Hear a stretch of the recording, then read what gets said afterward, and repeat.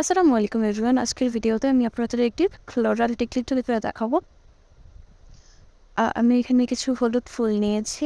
এটাকে অনেকে ফুটন্ত বেলিও বলে। এই বেলি ফুল বানানোর সম্পূর্ণ প্রসেসটা আমি আপনাদের নেক্সট ভিডিওতে শেয়ার করব।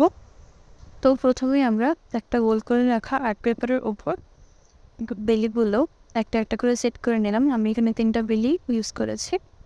এরপর এর উপরে আমরা একটা চায়না গোলাপ, লাল রঙের চায়না গোলাপ আঠার মাধ্যমে বসিয়ে দিলাম। আমরা এই টিকলিটাকে খুবই সিম্পল রাখবো, খুবই সিম্পল। এই ফুলগুলো আপনারা যে কোনো হলুদের গহনার দোকানে পেয়ে যাবেন খুবই কম দামের মধ্যে। আমি একটু ইউনিক করার জন্য 2টা পাতা এখানে ইউজ করেছি এবং সবশেষে আমি একটা পার্জিয়ান অ্যাড করে দেবো। পার্জিয়ানের আগেই আমি হুকটা অ্যাড করে নিয়েছিলাম, আপনারা চাইলে হুকটা স্কিপ করতে পারেন।